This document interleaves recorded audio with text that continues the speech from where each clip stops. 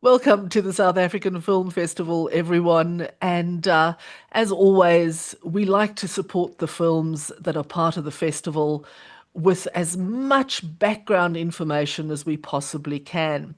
I'm Collins Rex, I'm one of the festival co-directors, and today we're focusing on one of those crowd-pleasing films that is part of the festival this year. It's a feature film called Quicksilver, and we're going to be talking all about the film. I'm delighted to be joined by four people today, or three people. Goodness, I can't even count this morning. It's delightful to have you with us today. Director Jordy Sank, writer and producer Gabriella Blumberg, and one of the actresses in the film, Susanne Beyers. And for those of you who've watched the trailer already, there will be no doubt that you will remember Susanne's character, and we'll talk a little bit about that as this Mm. morning progresses. So thanks all for joining us, and welcome to the festival.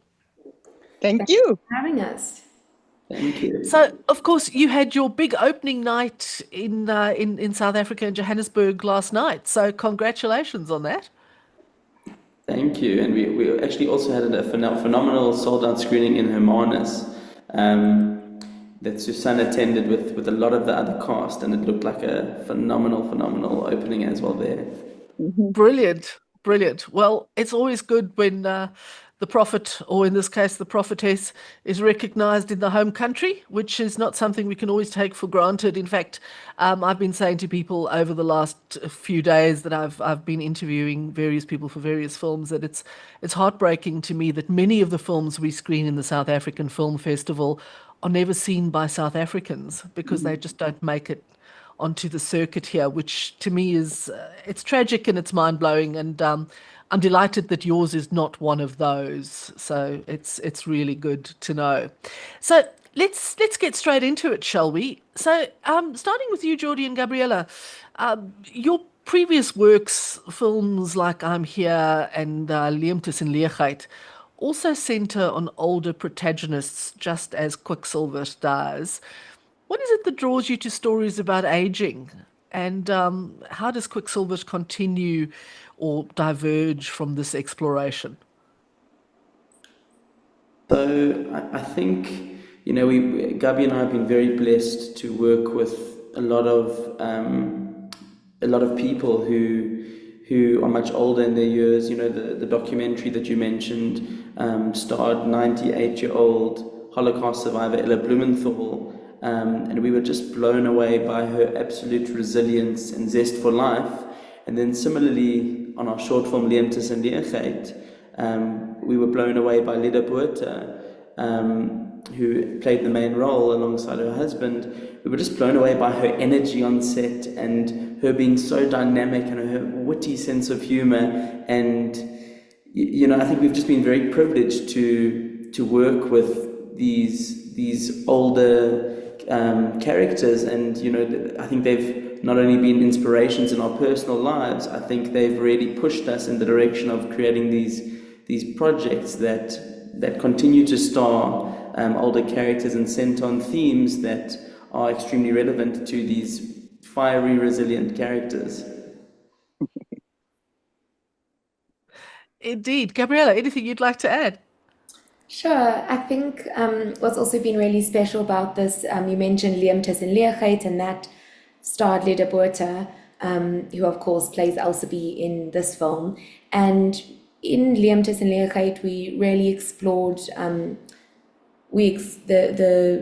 the story focused around her character losing her husband, and this initial shock and process of grieving.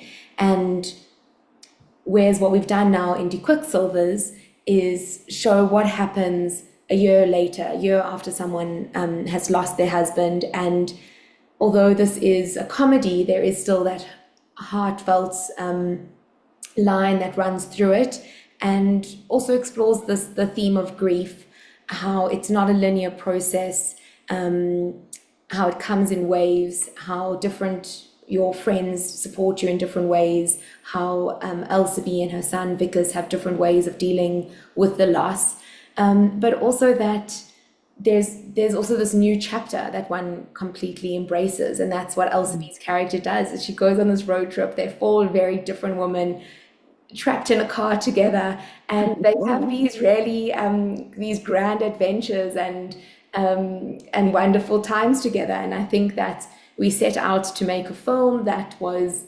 about not being ageist, but we sometimes on set had to catch ourselves out for our own misconceptions. When we were planning the schedule, we were thinking, will everyone manage such an intense schedule? Or will there's a scene where Leda jumps on the back of a bakkie that's full of goats, and we thought, okay, are we going to have to help her? But she just jumped on and just did it. And we find often that these actors have far more energy than we as the crew have, and it's just a privilege, just reinforce for us that we still perhaps have these stereotypes that that need to be broken. And I mean, what a cast!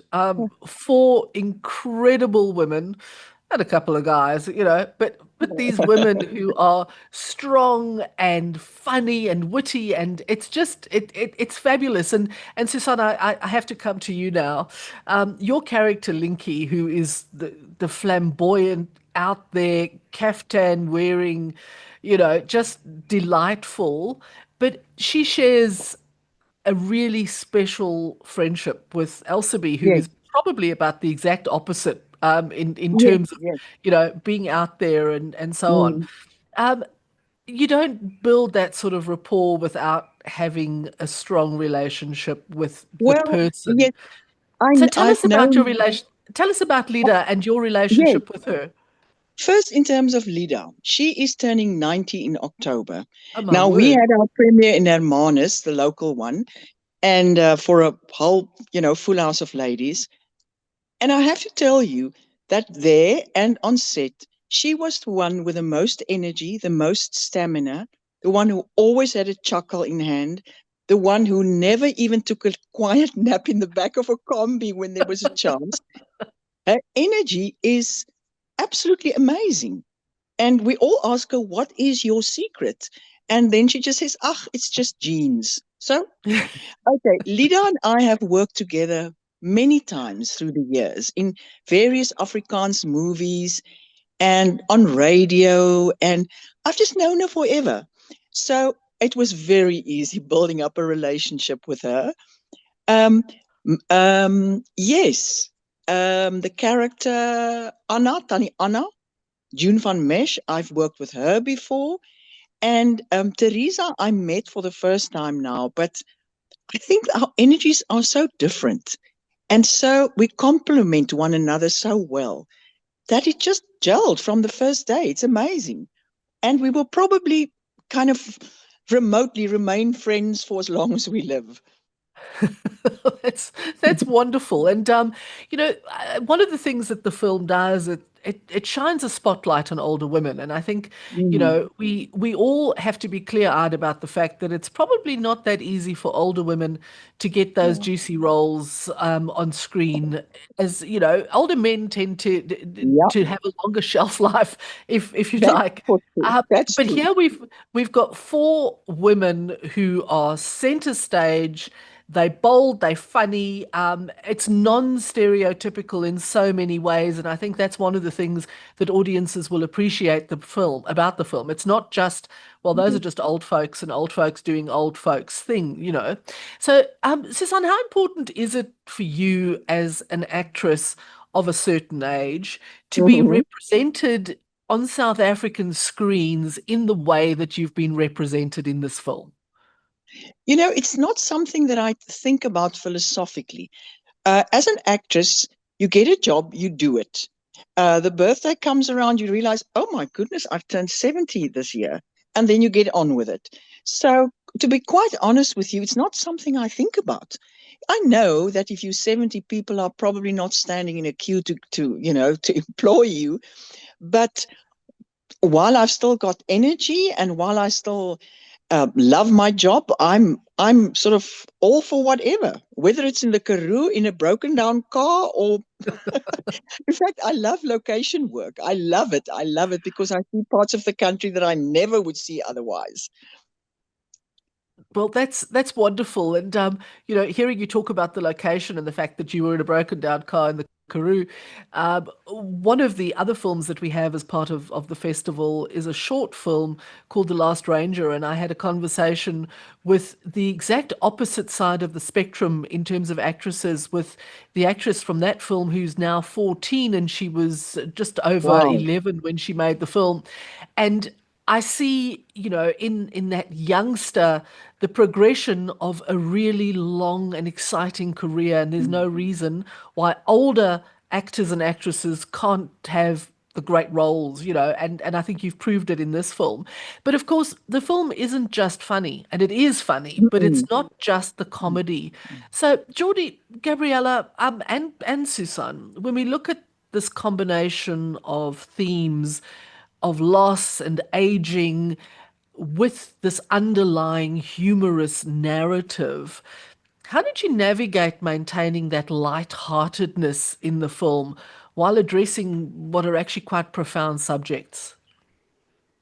I think for us, one thing that we found when in the writing process and when trying to do, it is a very delicate dance to balance the comedy and the heart of the film. But one thing that we actually found was that, it's a fantastic comedy is a fantastic way to explore grief. Just because, as Gabi said earlier, it's not grief is not linear. It comes in waves, and I think what we realized as filmmakers is that when you're doing a comedy, for people to laugh and open themselves up and just fall in love with these characters, then when you get to the sadder or the more intense parts, you find your way, getting into their heart because they've really let their guard down and been able to laugh with these characters, that then they find that they're actually able to cry with these characters as well. So it was really, I think it was profound for us as writers, directors, producers, just working in this kind of new medium for us. I just want to add something. As an actress, if you get a script as clear, with such clear decisions and uh, everything so thought through, it is just so easy to do it because it's there, it's in the script. So I think it all starts and ends with a script, Jordy. So you and Gabby, congratulations. And Marista, of course. And yeah, I just wanted to jump in there, Collins, just to mention that the script was co-written by Jordy, myself, and Marista van Eerden. And we really did take quite a lot of time to get the script to that final draft. We started off with writers' rooms. We also had another writer, Carla Smith, who's also a very, very strong comedy writer, in those initial sessions. And that was where we just brainstormed, threw together stories. We'd spoken to people who've been on similar road trips, and we got their stories in. And then we kind of put our filmmakers' hats on, our writer hats, and looked at each character and saw that each character has a character arc, and where they end up at the end of the film isn't where they started at the beginning. And how do these four characters intermingle in a way that they sometimes are obstacles for each other and sometimes help each other within that arc. So I think that was always really special about this film, was looking at it as an ensemble cast, and not just as Elsabe as the lead character, even though it's her kind of main story that sets us all off. But all of these four women and the son Vickers, how each of them have an arc in the story. And you mentioned Marista. I'm quite intrigued. Obviously, Gabriella, you're English speaking, Jordy, as are you, Marista not. But what is it that drew you to an Afrikaans script? I mean, you could have made the same film in English, right? Why did you go the Afrikaans route? So it really started off with Silver Skem Fierce, which is the festival run by CakeNet. A cinematographer that we worked with in the past said to us, "You have to enter this competition. It's just such a phenomenal opportunity for emerging filmmakers. And we entered, and with Liemtes and Neerget we got in. But what we found is that it was just such a phenomenal incubation process. And I think CakeNet and Silver Skin Fierce are one of the, it's like almost one of the very few opportunities we have on South African soil to allow emerging filmmakers the space to grow and to let their voices be heard. So, through that experience, we formed quite a close bond with the team at CakeNet. So when there was an opportunity to pitch further projects, we took that opportunity with both hands, and they really fell in love with this story. So yeah, we're very grateful for this trajectory. And I think also something else that Gabi and I really found is working with Marista on the script is the Afrikaans language is just, it's so full of nuance, and it's just so wonderful. Often we'd write dialogue in English, and it would be meh, it would be like okay, but the moment you translate it into Afrikaans, it had this new life to it, and some of the dialogue just like, it was so much funnier in Afrikaans. So it's been a real learning experience for me and Gabi, but yeah, we found this newfound love for the language and culture. Great. We're thankful. I'm sure you are. I'm not that you couldn't have played it in English, but Afrikaans is that sort of language, right? I mean, Yes. it's when it's funny, it's funny. Yeah. It's It's just got a really kick to it. funny. It's got a kick to it. And it's funny, as an actress also, it's almost like your attack on a role changes, whether it's in Afrikaans or English. And I'm afraid I probably am an Afrikaans actress. I don't see myself really, maybe, but yeah, it'll be a bit more challenging. Yeah. Now, Afrikaans is lekker. I don't know if people in Australia know the word. The ex-South Africans will know it. It's lekker. I think everybody knows the word lekker. Yeah. It's Baie become lekker. one of those words that we all know. I mean, Yeah. and while we're sort of talking about the language and the script, and you've all talked about the fact that the script is there and it's tight and it kind of gives everything that everyone wants. But I do believe that there was a bit of ad-libbing allowed as well, and possibly even encouraged. Um, so is there a particularly memorable moment that you can recall, Susanne, and Gabby and Jordy, where you deviated completely from the script and that made it particularly funny, or where you were all, we want to see the blooper tapes at the end of it? Gee, I can't remember that scene where I lift my shirt and I said, "Oh, look at my bikini tan." I can't remember if it was in the script or not. And then the other one right at the end where I asked one of the characters to please hold my little souvenirkie for me. I don't know. Maybe it was Jordy. Can you remember? Was it in the script, or did we really ad-lib a lot? Yeah, no, there was a lot of ad-libbing, Susanne. I think the last one that you mentioned was ad-libbed, but there were amazing moments where, there were some moments of the script where we wanted, to stay true to the story, but I think there were a lot of moments where we just let the actresses, run wild, let their imaginations run wild. And I think, in particular, there's two scenes that I can think of. The one is after the sheep,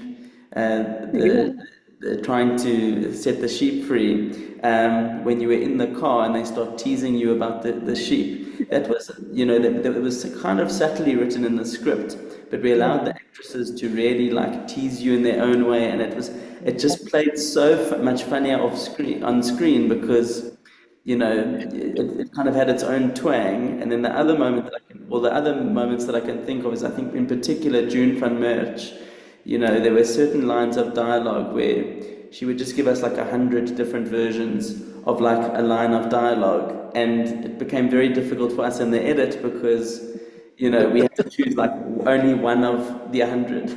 So no, it was a privilege to just stand back and watch these veteran actresses really enjoy themselves and breathe life into the story. I think And being let loose on a set. I think there's also, just to add, one of the scenes I think Jordy's referring to is when when there's the Yoda tattoo. And June Van Merch then just gave like a few different options of what the Yoda tattoo reminded her of. And I think that the one we kept in the script was Pia Burta and a gargoyle. And there's also the scene when everyone is taking photos with the motorbikes, and all the actresses were just shouting out things. And I think it's a difficult kind of line to navigate, because sometimes on set, because you obviously shoot out of continuity, it can be quite easy as the filmmakers and also as the actors to get a little bit lost of where are you in the story. And I think that's where one has to then be a bit wary of too much ad-lib, because you don't want people to get too lost in the moment and not really realize where they are in the script. But I think what was truly amazing with this cast was that I found that there really was a vested interest in the script, and everyone knew where in the story we were, even if we were shooting the end closer to the beginning of the shoot. So I think that's why there was opportunity to play, because everyone was really conscious of where we were in the story. Yes, that was a privilege. Guys, it's been absolutely wonderful talking to you. And I can't wait for Australian and New Zealand audiences to see this film, because I think it's going to resonate with them on so many levels. And, we're waiting for the audience reactions. And I'm sure that, we'll be able to share some of those with you. Thank you very much, all three of you, for joining us and for sharing your insights and your backstories. It's been wonderful talking to you. And for those of you who are wondering about the film, you can see it in select cinemas across Australia and in New Zealand. Just go to our website, saff.org.au, for all the details. And of course, from the 11th of May, the festival is also online. So lots of opportunities to see the film, lots of ways in which you can interact with it, whether it be in person or in your own lounge room. So get to see Quicksilver. And again, that one-stop shop for all the information and to get all your tickets booked is saff.org.au.